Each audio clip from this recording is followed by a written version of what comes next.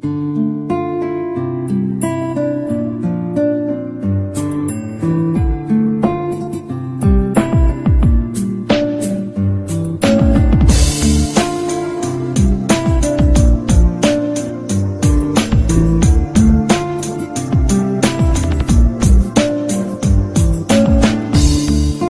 students, JM Patel College Bhandara, Department of English welcomes you all in this digital classroom. इसके पहले वाले videos में हमने assertive sentence का रूपांतर कैसे करना उसके बारे में इंजन नरेशन में हमने डिस्कस किया था। आज के इस प्रेजेंटेशन में हम एक इम्पोर्टेंट टॉपिक को डिस्कस करने वाले हैं कि इंट्रोगेटिव सेंटेंस को नरेशन चेंज करते समय क्या क्या चेंजेस हमें देखने पड़ते हैं या करने पड़ते हैं। Changing narration of interrogative sentences, प्रश्नार्थक वाक्य अगर इन्वर्टेड कॉमा में आता है तो उसका इंट्रोगेटिव सेंटेंस का नरेशन चेंज करते समय किस प्रकार से चेंजेस होते हैं वो भी आप समझ लीजिए। इंट्रोगेटिव सेंटेंस दो प्रकार से आ सकते हैं। पहला है एक WH क्वेश्चन, व्हाट से, व्हाई, व्हेन, हाउ वगैरह से पूछे जाने वाले क्वेश्चंस। दूसरा एक प्रकार है वर्बल क्वेश्चंस या एस्ट्रोटाइप क्वेश्चन जिसे हम to be form of verb या हेल्पिंग वर्ब से पूछते हैं, जिनके आंसर यस या नो में दिए जा सकते हैं। अब इन्वर्टेड कॉमा के अंदर अगर WH क्वेश्चन है जिसे हम रिपोर्टिंग स्पीच कहते हैं, रिपोर्टिंग स्पीच अगर WH क्वेश्चन है तो इनडायरेक्ट करते समय क्या क्या करना है, वर्बल क्वेश्चन के बाद में हम बात करेंगे। अभी हम WH क्वेश्चन का इनडायरेक्ट कैसे करते हैं उसके बारे में डिस्कस करते हैं। सबसे पहले सेट टू रिपोर्टिंग वर्ब जो है वो कन्वर्ट होता है आस्क में, एनक्वायर्ड में। आप सेट टू का रूपांतर आस्क में कर सकते हैं, एनक्वायर्ड में कर सकते हैं, क्वेश्चन में कर सकते हैं, पर ज्यादा कंफ्यूजन ना हो इसलिए आसानी से आप सेट टू का रूपांतर आस्क में करना। दूसरा एक इंपॉर्टेंट महत्वपूर्ण रूल है इन्वर्टेड कॉमा को हटाना और जिस WH क्वेश्चन से सवाल पूछे जाते हैं उसी WH प्रोनाउन को एज ए कंजंक्शन यूज करना है।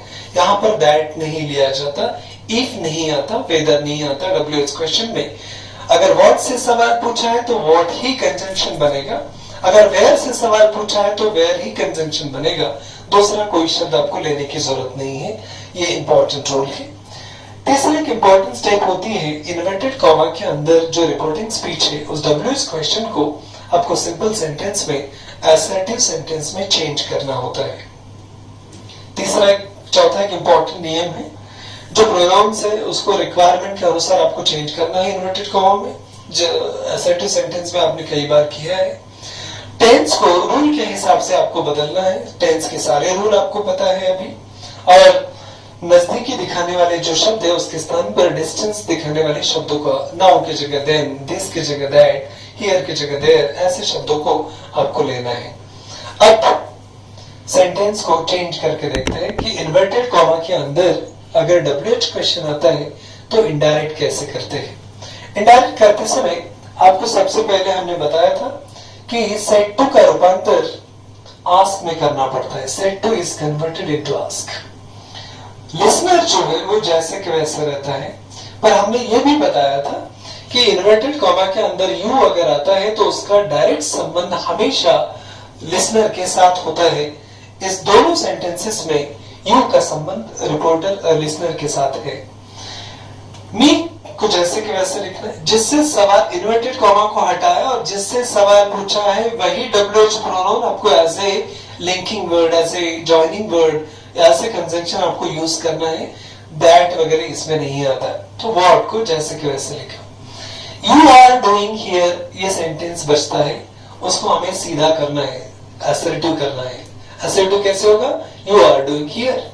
अब ये सेंटेंस सीधा होने के बाद में यू का संबंध हमेशा लिसनर के साथ रहता है। लिसनर है मी और मी की प्रथमा होती है आई, तो यू का रूपांतर हम आई में करेंगे।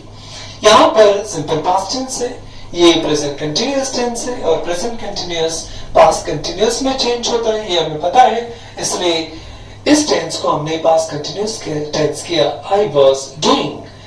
अगर नियरनेस वाले शब्द आते हैं तो उसके स्थान पर डिस्टेंस दर्शाने वाले शब्द लेने पड़ते।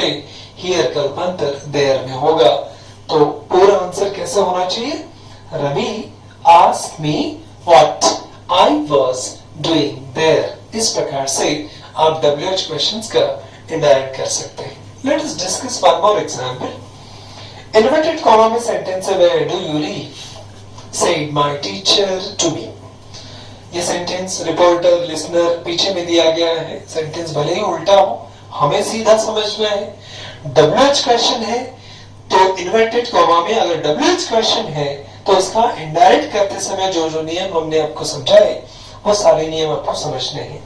इन्वर्टेड कॉमा के अंदर अगर डू डज डिड आते हैं तो वो कैंसिल हो जाएंगे, कैंसिल करना है और जाते समय अपना टेंस वर्ब को दे जाते हैं। और do not does not did not cancel नहीं होंगे, वो सब्जेक्ट के बाद रिप्लेस होते हैं।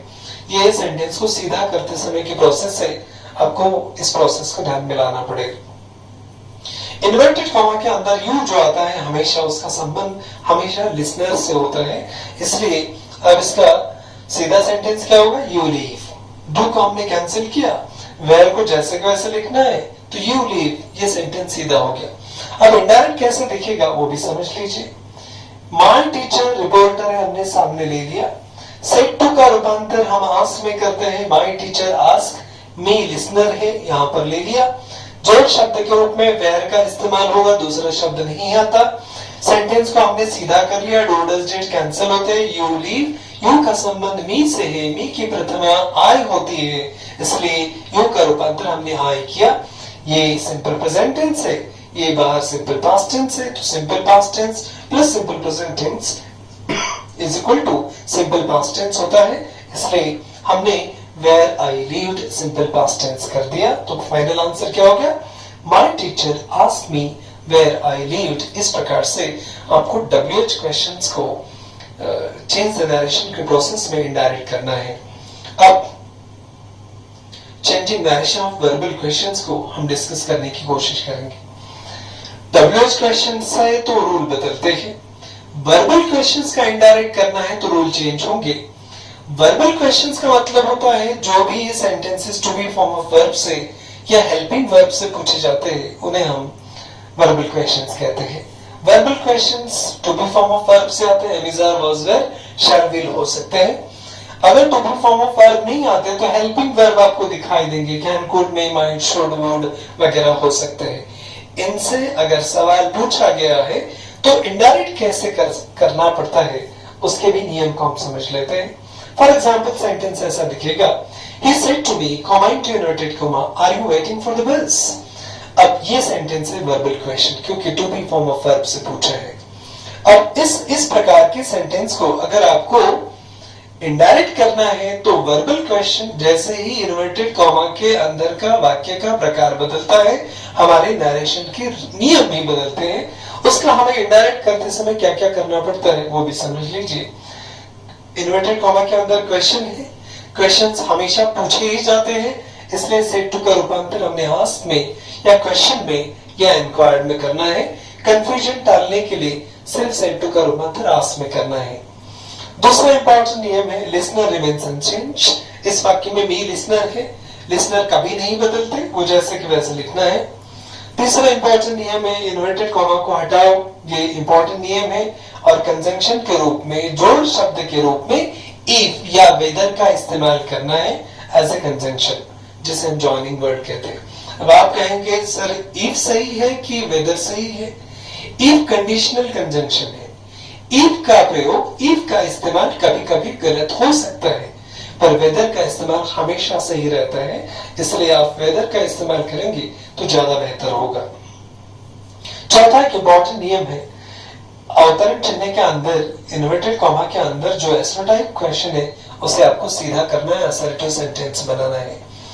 जो भी प्रोनाउन के जो भी चेंजेस है वो आपको नियम के हिसाब से करने पड़ेंगे। और सबसे इंपॉर्टेंट है टेंस को एज पर रूल चेंज करना है। इतने आपने चेंजेस कर लिए तो आपका सेंटेंस इनडायरेक्ट हो जाता है। इसको वर्बल क्वेश्चंस को इनडायरेक्ट करते समय किस प्रकार से कौन कौन से नियमों के आधार पर चेंजेस करना है वो सारे नियम आपको बता दिए। Late us discuss the example. यह एक इंपॉर्टेंट रूल है कि नियरनेस दर्शाने वाले शब्द को स्थान पर डिस्टेंस वाले शब्दों को आपको लेना है। अब सेंटेंस है आपके सामने, he said to me, are you waiting for the bus?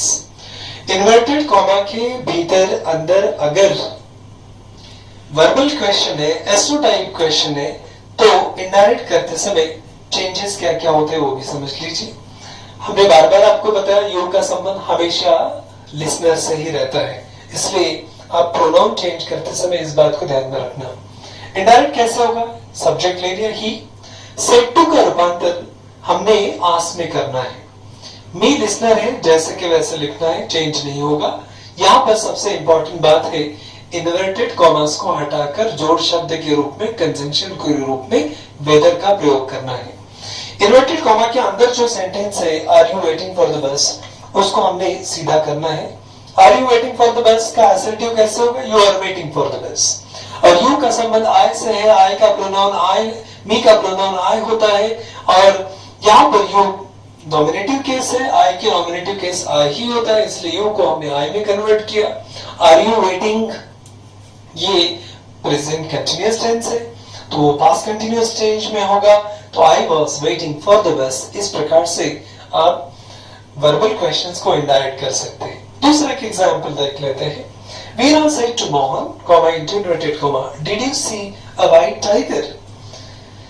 सबसे पहले आपको रिपोर्टर कौन है, लिसनर कौन है, सेड टू रिपोर्टिंग वर्ब है, टेंस सिंपल पास्ट टेंस है, इन्वर्टेड कॉमा में सिंपल पास्ट टेंस है।